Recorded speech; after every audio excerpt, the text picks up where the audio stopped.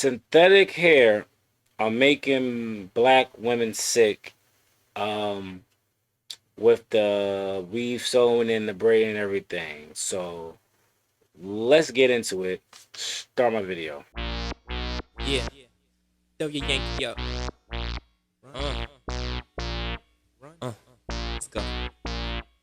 I've been What's going good, away. y'all? Back at it again. It's your boy Yesterday for another episode of the Brotherly Bond Podcast. I'm gonna get into this news clip that I seen that is very interesting that I really want to follow and see what's the problem is because I always said something always been wrong. I never understood the part of taking somebody else's hair and sew it into your hair and make you feel beautiful. Each his own. That's how you feel like confidence and make you feel beautiful. That's what it is. But it's also something going wrong with it. And I want us to dive into it and look at this news clip. So let's get into it. In today's Daily Health, we are digging into an alarming new report about popular hair products. For many black women, hair braiding with synthetic hair extensions is a common practice, often referred to as a protective style to strengthen and grow the hair. In fact, the market for hair braids, wigs, and extensions is expected to grow at least $6 billion by 2029. That's a lot of money. $6 billion by 2029. Yeah, that's a lot. But let's continue. I'm not gonna stop it no more. According to Aristone Market Research. But Consumer Reports find some synthetic hair, often marketed to black women and girls, contains carcinogens and at times lead. The findings are leading some to ask how protective these styles really are. And one of those people is Crystal Thomas. She is a medical student who published commentary about this issue in an academic journal. 2 years ago, I decided to get braids for the first time in over a decade. And I was really excited about it at first, but as the day went on, I realized there was unbearable smell. As I kept smelling this, my throat tightened up. It felt very dry, and I noticed my hair was itching. It was just difficult to breathe overall. After a week of continuous washing, I said, seeing that the smell didn't go away, I said, you know what? I'm getting rid of these. As consumers, we implicitly want to believe that the products we purchase are safe. That's not always the case. Black women are a higher risk for uterine fibroids, for more aggressive breast cancers, and so on. Is exposure to these products a contributing factor or not? Here to help us explore some of those questions is Ami Zoda. She's an associate professor at Columbia University School of Public Health.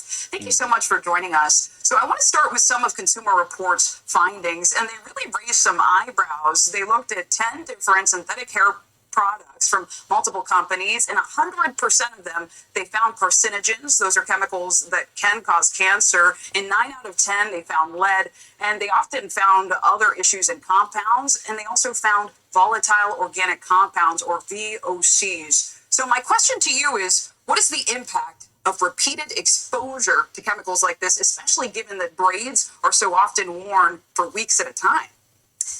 One more thing I just gotta say is your looking beautiful with long hair really that close of a risk to give yourself cancer? It's just a simple question. Thank you for that question, and thank you for covering this important issue. So I just want to say first that this important new report adds to a growing body of evidence that really shines a light on the fact that hair products, as well as other beauty products and cosmetics, especially those marketed to Black women and girls, contain many chemicals of concern, and that we need to do something about it to make sure people are protected. But specifically to the report, we know that some of these chemicals, like lead and benzene, are really problematic for health, and that really there's no safe level of exposure.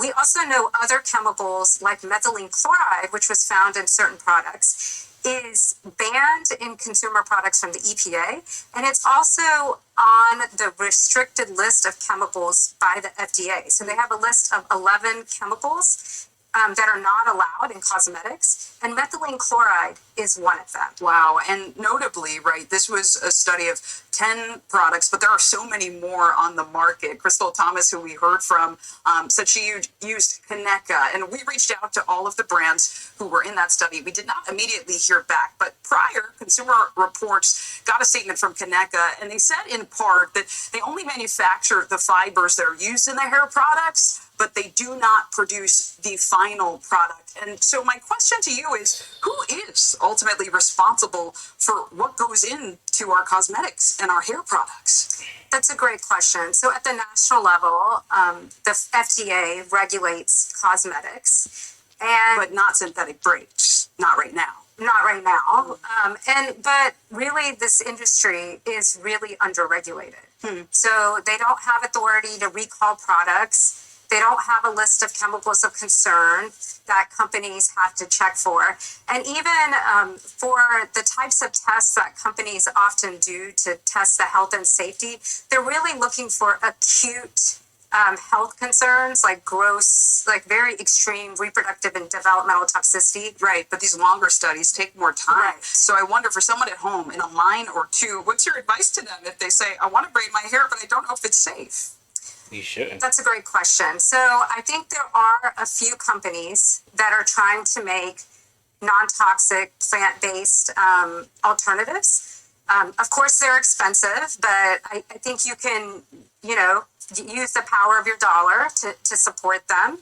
I also think at the state level, there are some good initiatives going on that are trying to create more transparency and greater regulation. Yeah, and more people are looking for that too. Ami Zoda, really insightful. Thank you so much. And if you have a story, let us know.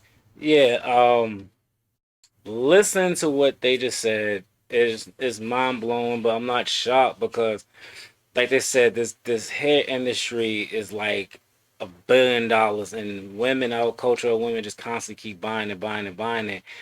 I get it, but I don't get it in some form of fashion that that you will buy somebody else's hair and put it on your head, and you don't know what demons or whatever, even though they washed it or bleached it, whatever, then you put it on your hair.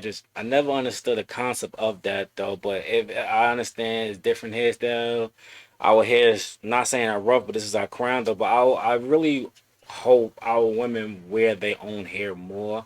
I'm starting to get into locks myself because my hair grows very fast, and I got tired of getting haircuts and stuff like that. So I just started like, let me just grow it out and lock it and everything. And I'm loving it. I'm loving the journey. I'm not gonna have it too long though, but I love my hair. I wish all people love my hair. Is like stop that $6 billion to go into our own community. But I don't want to talk that much on it. I just wanted to do a video reaction because I thought that story was very interesting, and I feel like our people need to hear that. Like, stop spending our black dollars in these other communities for their hair. It makes no sense. But once again, it's your boy ST. Please subscribe to my videos and everything, and I'm gonna get back at ya.